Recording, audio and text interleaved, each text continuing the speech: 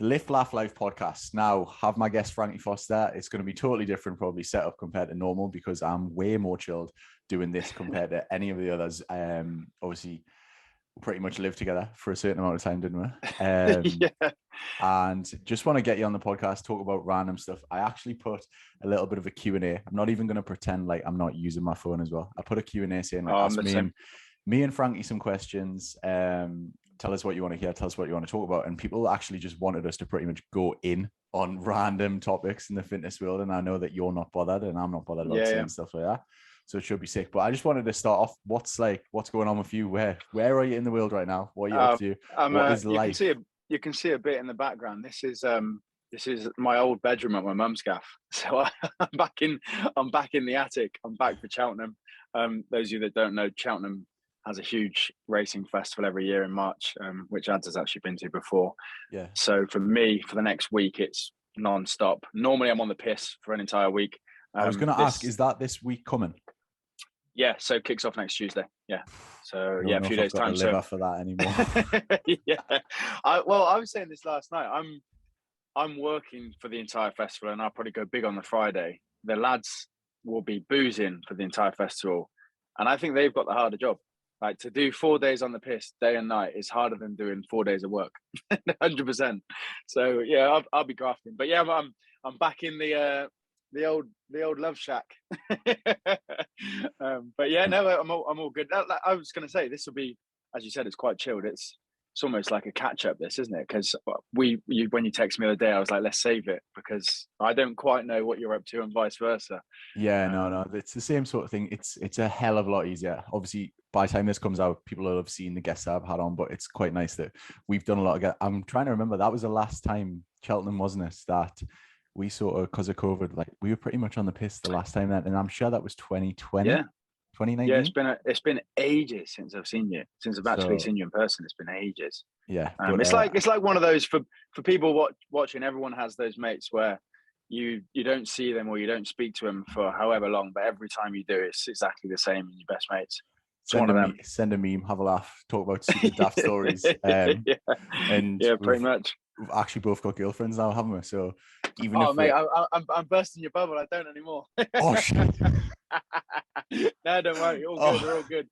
Everyone keeps asking me, because if you follow like on socials, it's like we were on holiday together not long ago, and everyone there, how's your girlfriend? And I don't. But it's all good.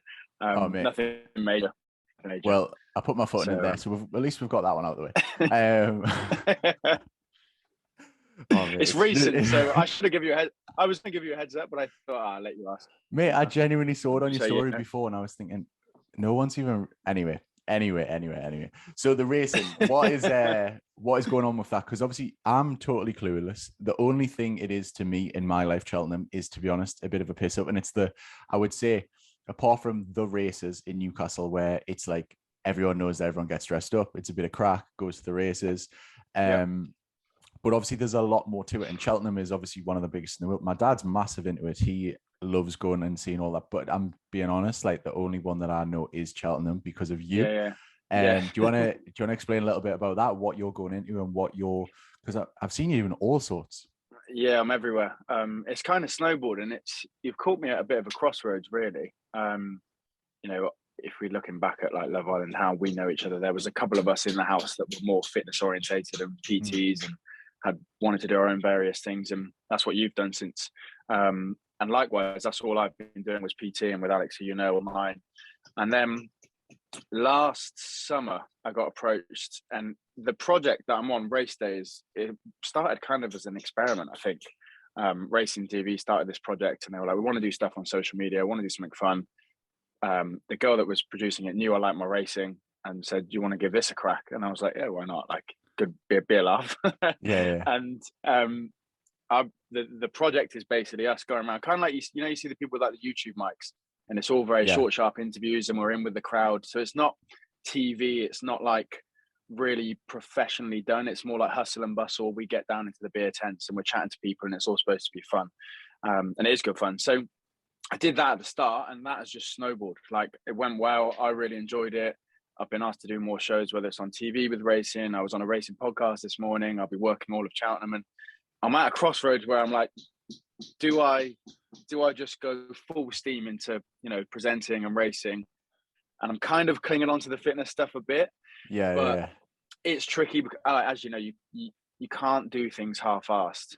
And it's a bit of like, I've always done PT, so I'm holding on to it a bit more than maybe I wouldn't if that wasn't all I've ever done. Have you always done, obviously you're from Cheltenham, I'm sure it goes hand in hand, like everyone in Cheltenham knows have you always been into that? Have you always knew about it? Have you? Yeah, so racing wise, I've always gone racing. Yeah. I've always, like you said, when I started racing, it was a day on the piss. I knew nothing about horses. Yeah. That was probably when I was like 16, 17, and then progressively got more into racing, and then hang around enough for people to ask me to do a few things here and there. And then when you couple that with Love Island having more followers, you get. But for me, it was never work. It was always me doing like a story for engineers for the boys. It was one of them. Because I was, my aim wasn't to work in racing. It wasn't to be a presenter or anything like that. I just loved going racing. And if I could nab some free tickets or, do a favor for someone here to get the boys some beers there, that's where like it started. And then that first project, race day, snowballed me into something more professional. And then it's so niche that it snowballs so quick, because racing's a real small, it's a big community, but everybody knows everyone within racing, and it's picked up speed really fast. So, I'm fucking everywhere at the moment in racing.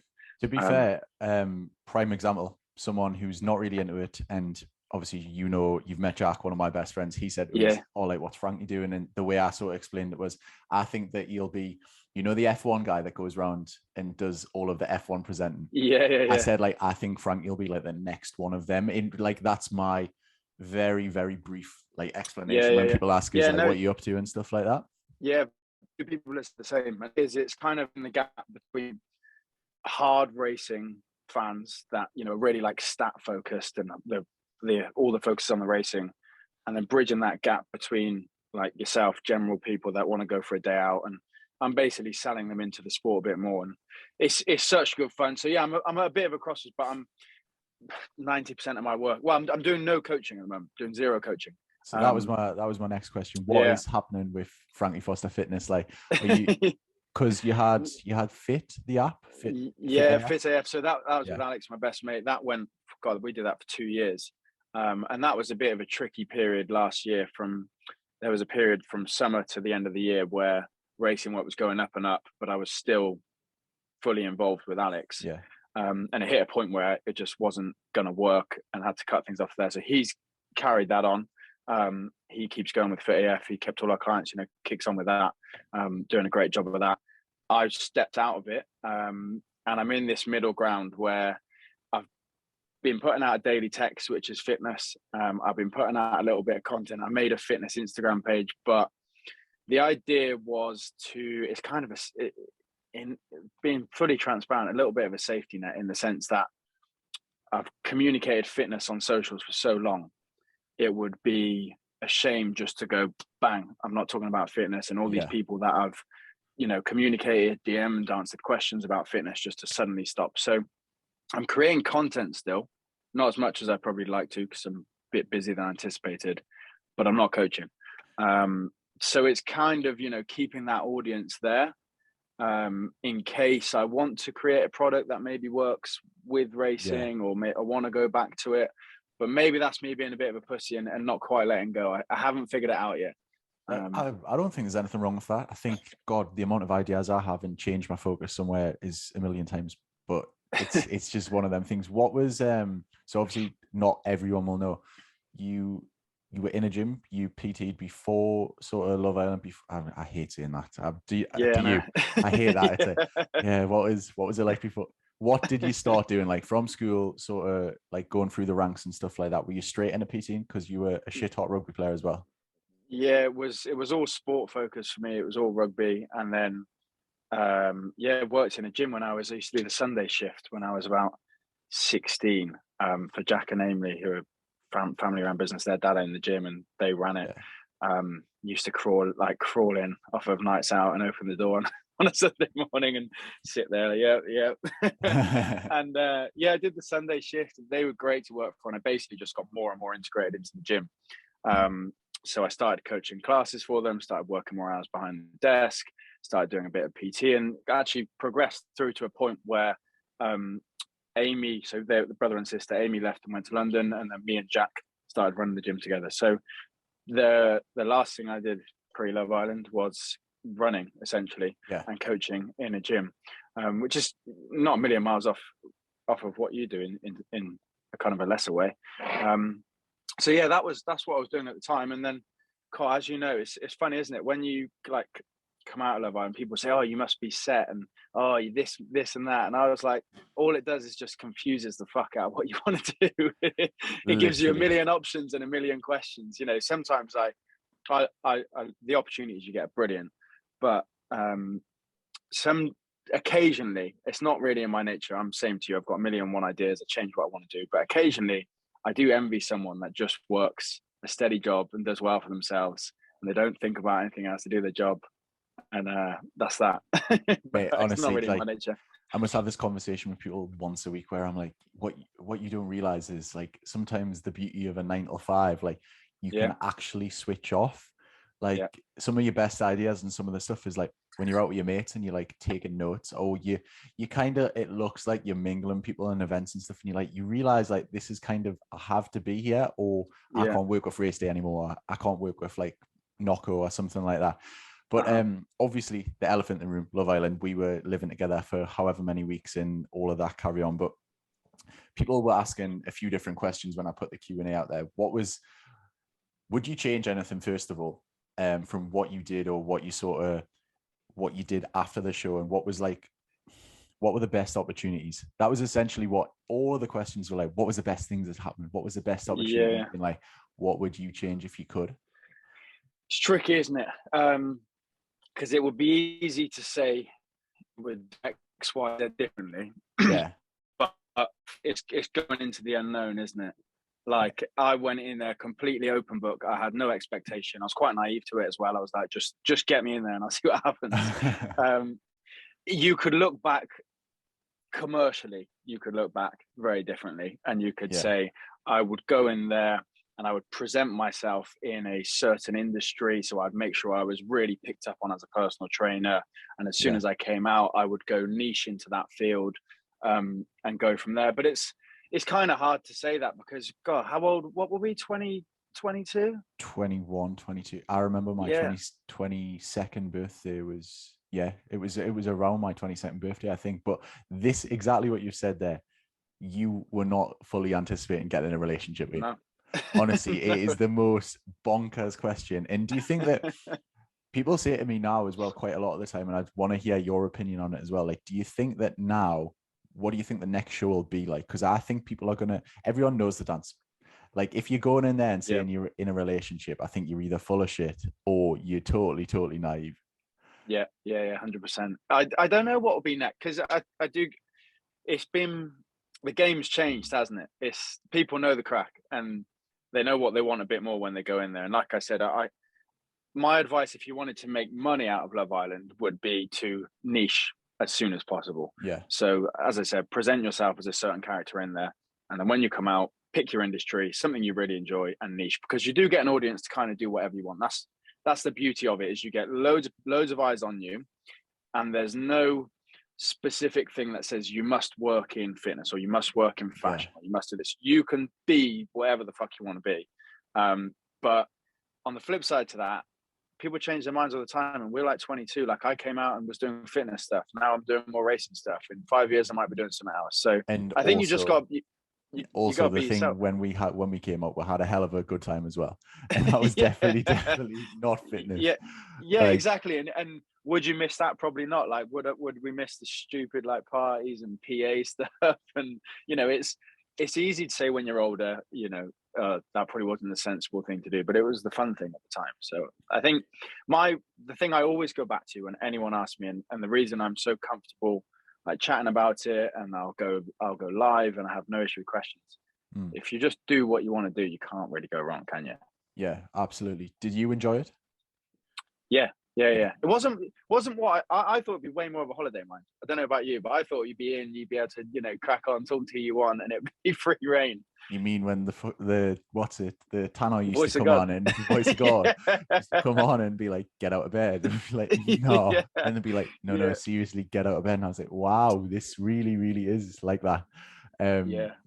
No, it was crazy. I mean, one of the things that a lot of people are speaking about, and I'm going to trigger a lot of people saying this, but I feel like you're very similar in my opinion on this. Like the mental health side of it, obviously it is big and it is a real issue in real everyday life. But what is your opinion on people who, if I'm going on Love Island and I know that I'm already personally struggling, like I'm an anxious person now, I struggle day-to-day life with coping with stress and stuff like that. I don't really, I'm perhaps like an introvert a little bit, or not really an introvert, but I struggle putting myself out there. What is your opinion on someone like that going onto the show? I wouldn't agree. I wouldn't encourage it. And I think I don't know. We may or may not agree, but it adds, probably the biggest thing that Love Island does is just add so many fucking questions to your life. There's eyes on you, which counts for some stresses, and there's restraints, and there's things that you might normally do, and suddenly you're like, oh shit, maybe I can't do that.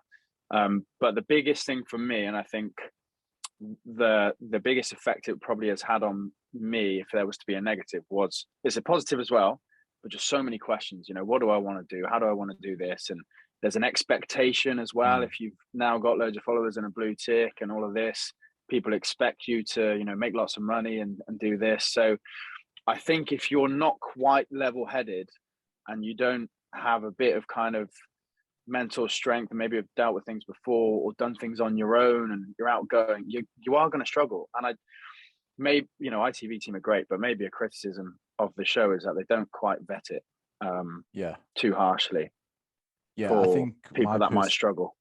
I think my personal opinion is that I just don't, if you've got mental health and you're saying, if you have genuine mental health and it is not something that is smoke and mirrors just for Instagram, don't fucking go on the show. Yeah, 100%. Not worth it. Not worth it. Why do you want to be on a show that has 60 million people watching you every single night for 8 weeks if you have and you know what I think as well, and this might trigger a lot of people. I think that people who come off and say every time something goes wrong in their life, oh, it's because of that, I'm not fully invested that is correct. And I think it is a little bit of smoke and mirrors. I think if me and you are being honest, and I think you can answer this question, like I loved it. I've always been a person that likes being center of attention. Not really center of attention, but like not center of attention, but like me and you are two lads, 21, 22, who want to go and speak to girls, would do it every weekend in a bar, and we're personal trainers and stuff like that. Anyway, like we are prime candidates for that. But like, did you love it? And do you think you almost thrived off that sort of, like, I think you're so great on camera when you speak to people on race day and stuff like that. And I think that's why you go on the show, because you're that type of person. 100%. Like you said, you kind of those sorts of things give me energy. I can go through a whole day talking on camera, chatting to people, and I'm like up. I'm on a high, and then when I finish, then I'd be like, "Whoa, crash." Whereas some people, that gives them, it makes them nervous. It gives them anxiety. It's stressful. I fucking love it. Like the more I talk, the more fun I'm having. And you've got to, like, if I look. It's a shame, really, isn't it? Now we're having this conversation, but it would be a shame to look back and for it to have been a massive stress in your life. And as you said, if you have that question mark, it's not worth it, because it's not the be all and end all. There's a million and one things you can do in life, and you've got to pick what suits you. And as you said, the character that Love Island suits is somebody that is outgoing and chats and doesn't, give a shit or take things too seriously.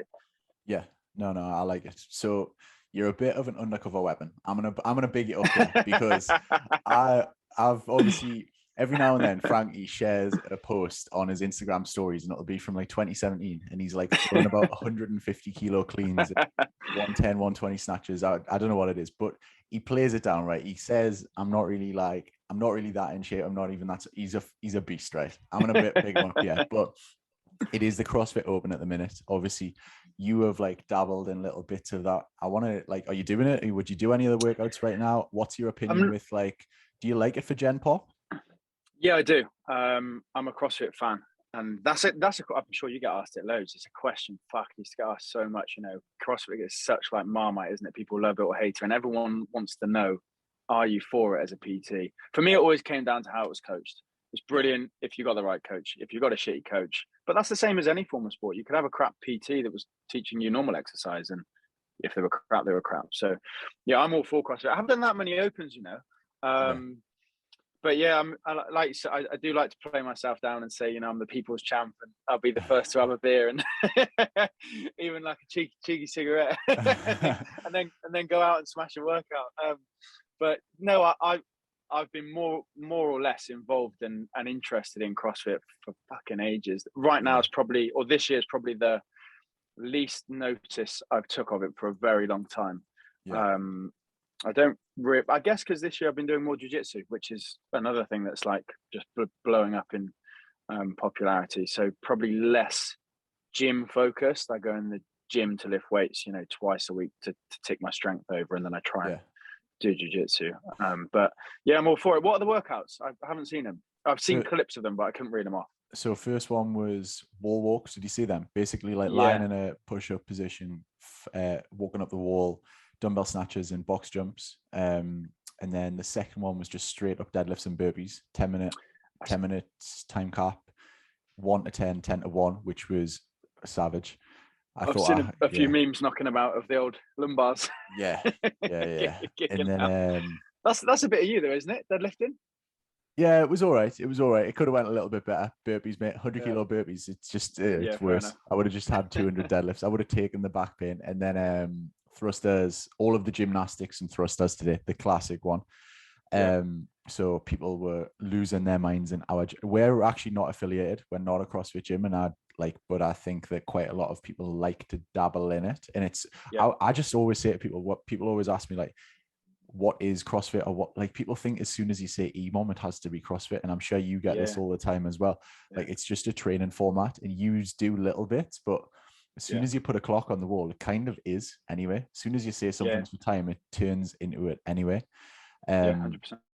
We were the same, but at Gym 66, where I used to work, we weren't affiliated. We would still teach the basics. We would still do EMOMs. We'd still do like strength stuff and conditioning stuff, and sometimes we do WODs. And I think a lot of people get their knickers in a twist when the open comes out, because scores are on the doors and you've got to compare yourself. But you can do strength training, you can be fit, you can know how to snatch a bit, and you can still have a crack. Like you said this to me before, you're not going to win the open. Yeah. So you can. I think I like CrossFit for that reason. You can put a clock on, you can have 4 or 5 people in a class or on your own or cheering you on, and it will get an extra 10% out of you. Yeah. So you don't have to do it all the time. You could train pretty normally the rest of the time, but you could still do the open, and it will 100% push you a bit further. Yeah, definitely. I think, even to be fair, you put one of them red clocks in Pure Gym and people would start getting in better shape straight away. It's as simple as that. It's crazy. But one of the questions that we got from a lot of people, go on, mate. I was just going to say, if I'm lazy, I sometimes put the clock on and do an EMOM. 100%. Now, we've got quite a lot of personal trainers, young personal trainers, both male and female. One of the questions that we got for you specifically was, how hard is it to actually build an online business in the fitness space? Because it is saturated right now. I mean, I think that everyone thinks when you have above 500,000 followers that you instantly make millions. And I want you to clear that up for us right now. Like, give us a brief outlay. Like, how hard is it? Oh, that is a massive point that probably doesn't get talked about. Is, as I said, a reality show will give you a lot of eyes on you, but doesn't necessarily mean you have their trust in a specific niche, or it doesn't mean that they've followed you for a specific reason. And there's plenty of people. Sorry if you can hear. No, by the way. There's plenty of people. Can you hear it? I can hear it a little bit, but plenty of people with loads of followers that, they haven't niche, they haven't got a trust. And the way that algorithms work these days, if you get a smaller, quite niche social media following for a specific reason, probably pick up clients a little bit easier. Yeah.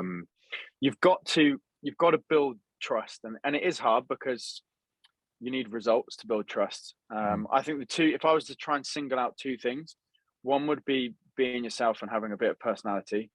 people when they buy, if you're not buying an app or you're not buying a big product, you're buying a person. So if somebody watches my things and they like me, prime example is I used to get clients come to me and say, oh, I sent you a message because I see that you go for a beer on Saturday. So that's like my people. Doesn't mean that has to be your people. Your people might be, a level up. They might be really serious and they don't want to go for a beer because they care more about their performance. So you just got to kind of like find your people and communicate with them. And then you do need some results. I saw you put this on socials the other day that you should put your hours in the gym, and that's only going to give you the results and the confidence to move online. If I turn around tomorrow and say I'm an online coach and nobody's ever seen me in the gym, nobody's ever seen any results that I've got, how are they going to trust me? They're going in blind.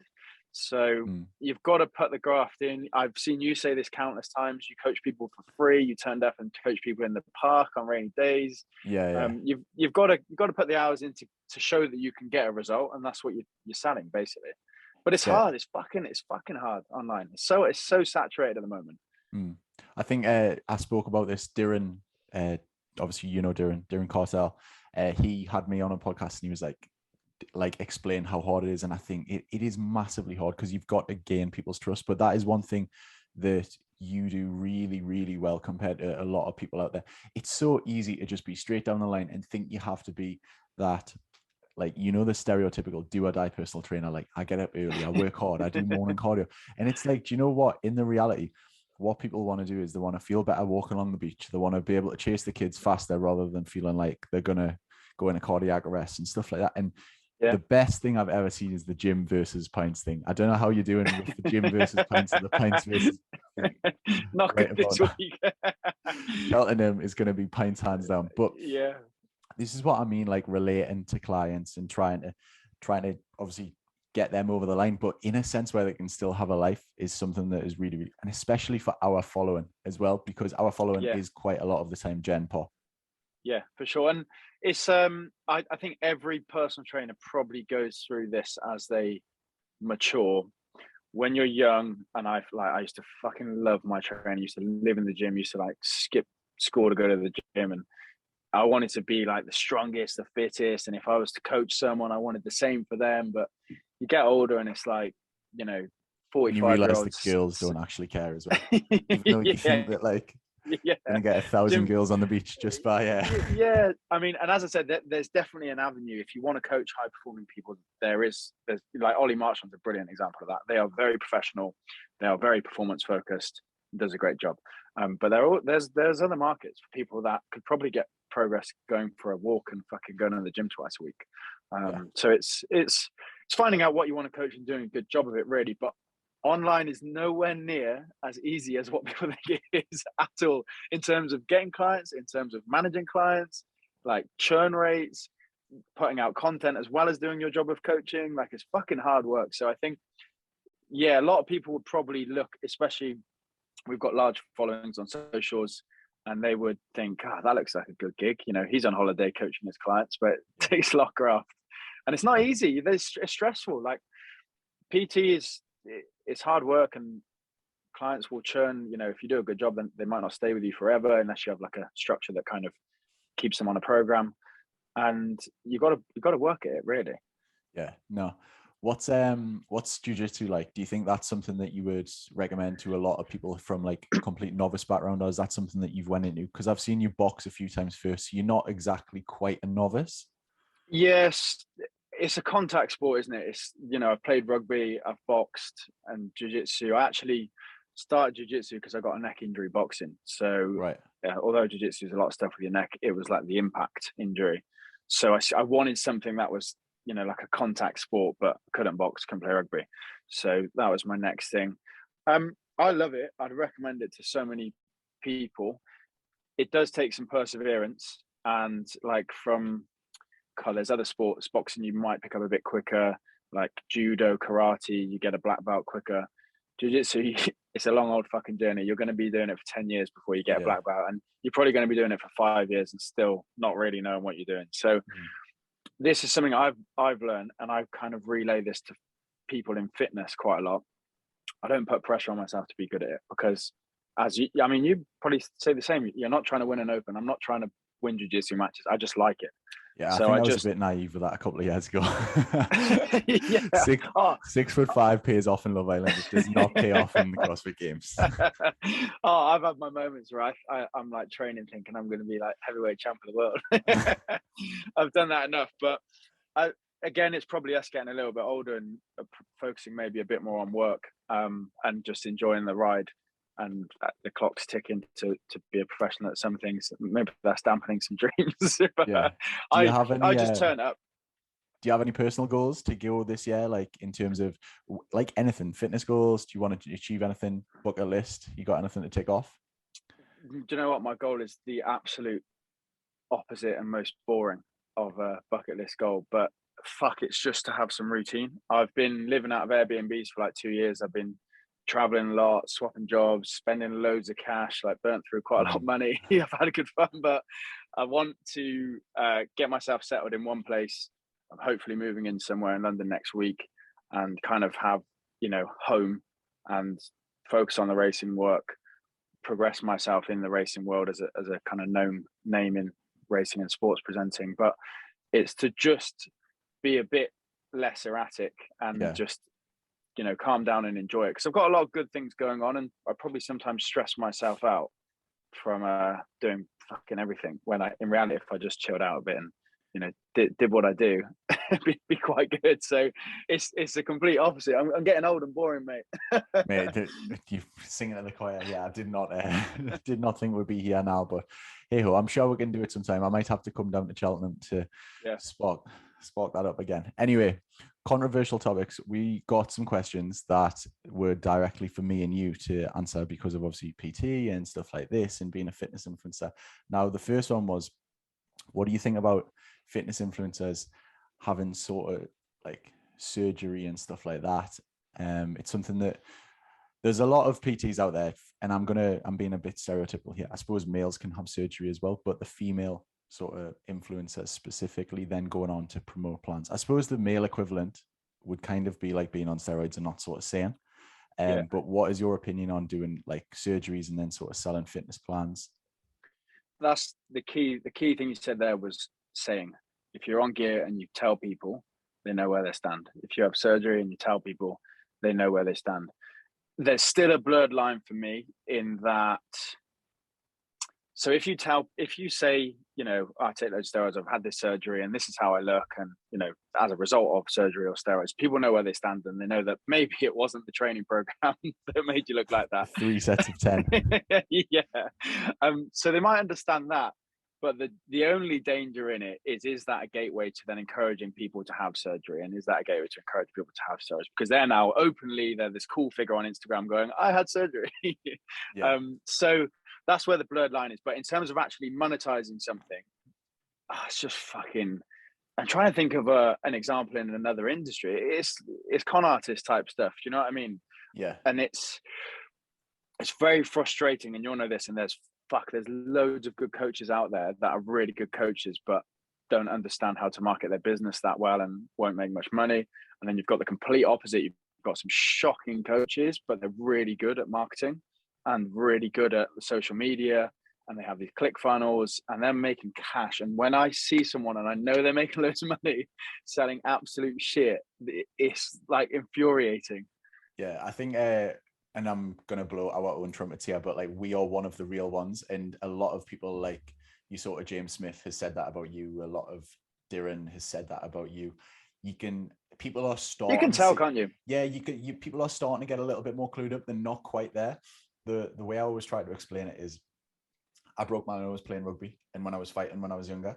Now, if I go and get a nose surgery now from one of the Turkey clinics, because I get offered it free all the time, and it's still fully never been supported, but I don't know if you can see on camera now for the listeners. You're looking good. But anyway, if I go and get my nose job, I can't train a nose job, so I don't think there's an issue with that. But if I go and get the fat taken out of my arse to inject into my quads to make us look and say, come and jump on my 12-week, 3-leg day a week program and start selling that, I'm like, that's bullshit. That's a major difference for me. I mean, the fat dissolving injections, we actually lost a girl at the gym the other week, and she was a member for ages. She's actually left the gym and started selling fat dissolving injections. I think it's because I'm so opinionated and she knows this. She knows that it had to go. So it's probably my fault, to be honest. But yeah, that has always been my approach on it, and I think that's probably the same with you. Yeah, well, I was going to say then. When you're looking at coaches, it's quite easy to get carried away and see a six pack and a freak physique on Instagram and think they're the coach for you. But really, you want to look at, as I said, their personality and their results. What are their clients doing? Like, what are the people that they're coaching doing? Not what are they doing? Because even if you cast aside surgery and steroids, there's some genetic freaks out there. And fucking hell, if I followed the same program as them, I wouldn't look like them. And there's also some incredibly disciplined people out there who they follow the most rigid structure and are so disciplined. And then if they told their client to do that, who has a 9 to 5 and kids to look after, they'd be thinking, what the fuck? And then they're not a great coach. So again, it goes back to my same point. Find your people, find a coach you like, and some genuine coach. But yeah, it's a tricky one, isn't it? Because you get this in all industries, but people that are great at marketing with the shit products do unfortunately still make quite a lot of money. Yeah, I suppose the female equivalent is probably the boob job. Like I don't actually have any issues with that because you can't train them in the gym. And it's obviously I'm being very, very right in the fit, but you can't, can you? Whereas like the almost like you can get your glutes bigger if you really work hard, you can get leaner if you really work hard. But that's one of the issues that I had. Now moving on from that, the next one we got was about body image. Now the question was essentially, do you think the body image sort of positivity is going a little bit too far? Because I mean, we're getting people now these days who are getting put on magazines where probably the health markers, if you actually put them in a doctor's, in a hospital, would not be the same. And it's almost people of, I'll give you an example. If we were on Love Island back when we were 21, and it's obviously the next show hasn't occurred right now, but if they put someone who was really body positive when they're actually in the sort of obese, bad for your health category, what's your sort of take on that? Because I don't think we're actually being like, oh, I have a few stretch marks, I'm okay with that, or I've got a little bit of cellulite, that's okay. It's now actually to the point of like, this person has a serious problem, but they're getting promoted on the front of magazines. It's a tricky one, isn't it? Do you know I think a point to flag up to people is think about magazine covers and whose job it is that writes those. Think about social media accounts with lots of followers, even like a Hello Mag, for example. I don't know what content they put out, but just picking a magazine off the top of my head. Media outlets, basically. There's somebody behind whatever gets published who has a job to do, and they get measured on their job. Like if you work in sales, people will measure how many sales you're making. If you do X, Y, Z job, you will report to your boss on what it is you do, and you will have performance targets. They want clicks. They pick fucking extremes. They want clicks. They want people to talk about it. They want people to notice it. They do not want to put someone who's like carrying a little bit of body fat and looks normal because it doesn't fucking get clicks. They want to put the biggest person on there who's going to get people to click it, send it to their mates. It's going to get some people say, fucking hell, they're obese, they shouldn't be an idol of health. You're going to get other people say, this is great, we're moving in the right direction. They are just creating a storm of media, and it's taking things to the extreme, which frustrates me. And that's where I think it's wrong, in that really what you should have is like and Ant Middleton's a great example when he did the Men's Health cover. Yeah. Like he's not ripped, but he's fucking ex-SAS. He's hard as fuck. He's fit. So he doesn't necessarily fit the ripped Men's Health model physique. So he's kind of, man of the people. There'd be a lot of people that go, oh, Ant Middleton, he's a pretty tough, fit guy. He doesn't have a six pack. That's good for me. So that's where we should be heading. Not, let's try and be more body positive. Let's go so far the other way and get extreme. A hugely obese person on, because that's doing no one any favors either. It's like we don't have an anorexic person on the other end of the spectrum. We're not looking at unhealthy. We're trying to promote healthy, and to do that, you don't need to go to the extreme. But as I said, they will. This is what this one needs to be doing. I got this delivered before. that's real life. No, it's diabetes in a box. You know what I always what I always say, this is the angle I take. You want to be an anti-catfish when it comes to body comp. There's so many people on socials that only take their photos in their best lighting, the selfies in their best lighting. I want, when I go and like meet someone, I want them to say, "Oh, you're a bit better looking in real life," because I'm like filming myself from down here, and when I'm hungover, and I don't really give a shit. And that's, for me, that's what a good body image message is accepting that, you know, there's no real perfections, and I don't have to go to the extremes to present that. I can just be me. I think you're one of the best at doing that. Again, blowing your own trumpet a little bit, yeah.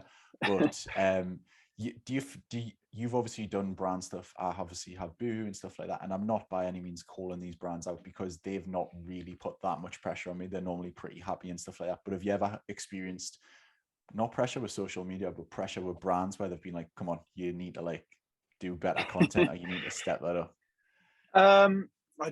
Luckily I don't do a whole lot of brand stuff, maybe because of that reason.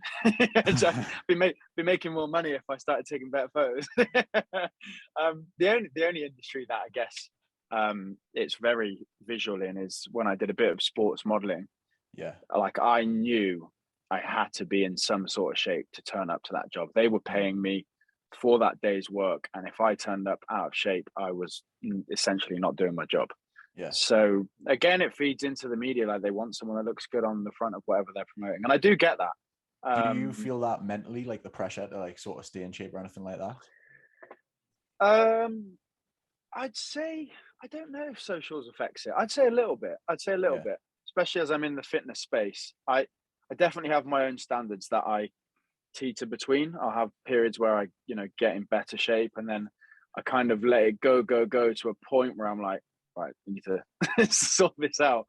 There's definitely a bit of pressure. There's a bit more pressure that there's more eyes on me. But it's, for me, not huge pressure in the fitness space because I haven't put that much on myself to be a certain way. Yeah. The only thing I would the only pressure I'd say about body image I have right now is probably all the racing stuff. I've got fucking suits to get into, and if it's like cutting my circulation off up here, it doesn't look very good.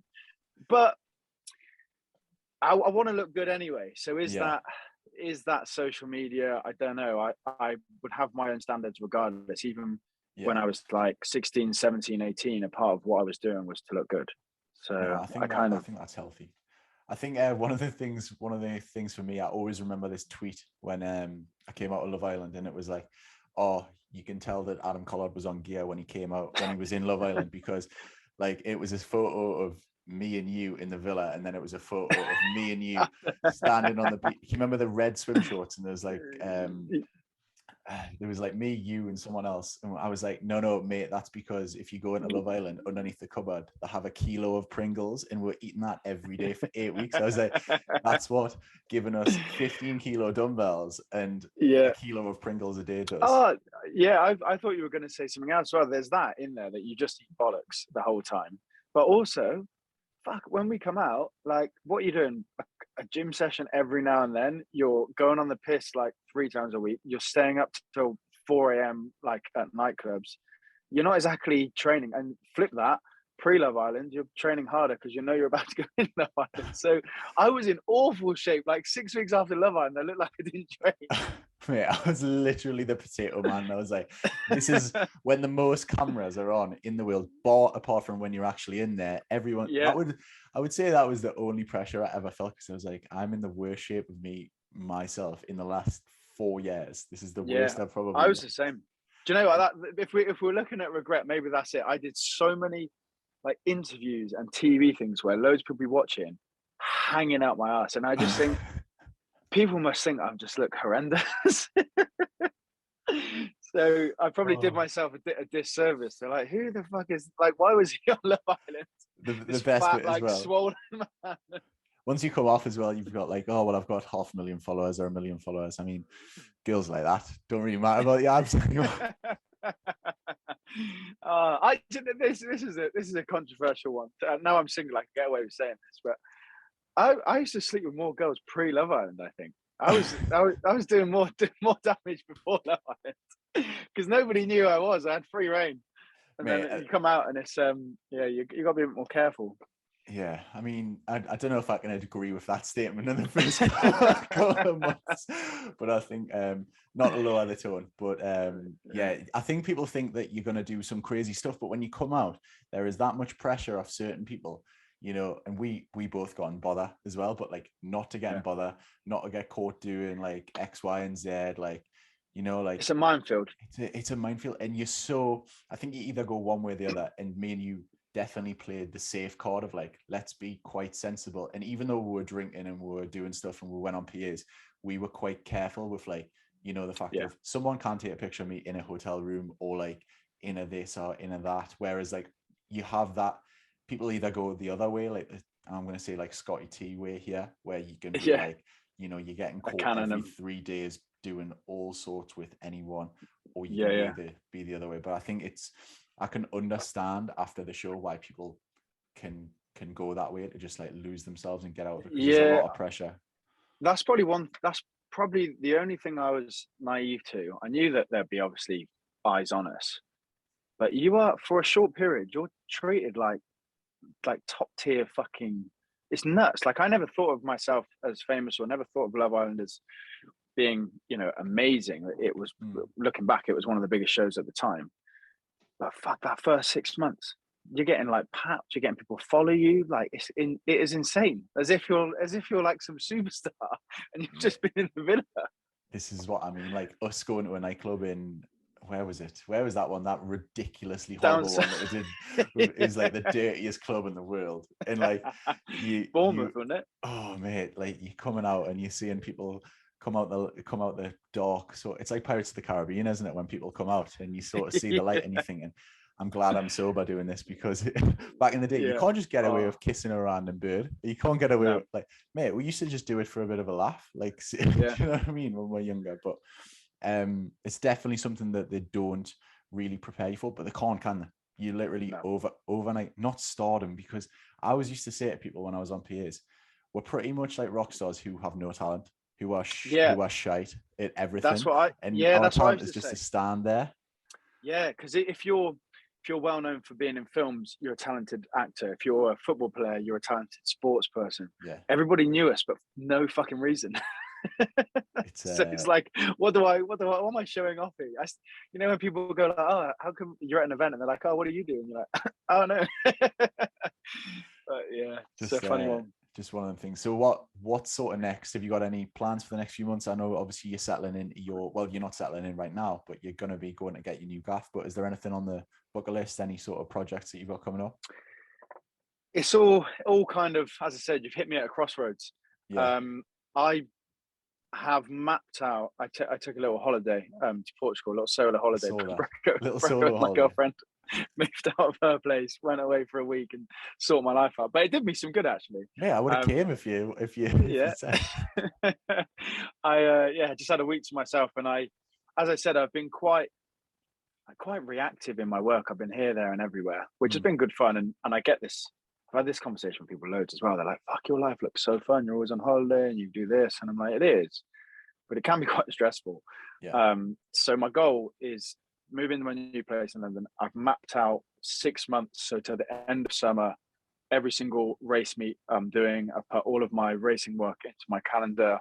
I kind of know where I stand with that, and calendar's basically full for me now to just do a good job of it. I don't have to stress about, you know, getting more. I've got it all in front of me. I've got 6 months of really fun work, and just go full steam ahead with that. Whether or not I teach some fitness stuff in the background, more because I kind of want to. I won't coach, but I might keep, you know, some sort of content going on a separate page. But it's to go full steam with that and see what happens. The racing stuff it's come about, and it's probably something I couldn't leave and come back to. So I really want to give it a good crack, and I do really enjoy it. Like I love those days on race courses. So it's 6 months of just as much racing work as possible, really, mate. No, I love it. You make me jealous. I might have to actually look to see for a last minute Cheltenham trip.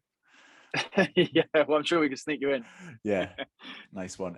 Well, thanks for coming on the podcast. Obviously, that was awesome. Hope the listeners enjoyed it. Where can everybody find you if they want to have a little stalk? Because obviously you're a single man now. Single man, yeah. Send them my way. Find me on Frankie Foster 3. So the number 3. That is pretty much me across all social media, Instagram, and recently Twitter. You like a bit of Twitter, don't you? Mate, I only go on to read your tweets. I genuinely, I don't even use it. I tweet like once a month. I didn't even realize I had 100,000 followers on it until the other day.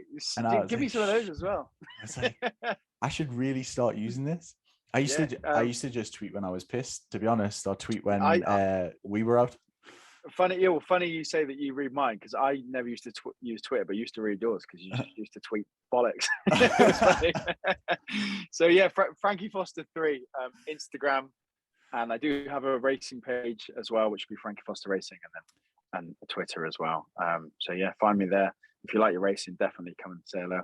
Awesome. And yeah, mate, thank you very much for having me. It's been good to catch up. It's been a pleasure. I'm very excited to see what you do with the race and stuff. I'm rooting for you. And yeah, apart from that, thank you for coming on the show. Listeners, hope you enjoyed it. Like I said, give us a comment on this podcast if you liked it. And if you want to go over to Frankie and get some Cheltenham tips, that would be awesome. And that is the end of the show.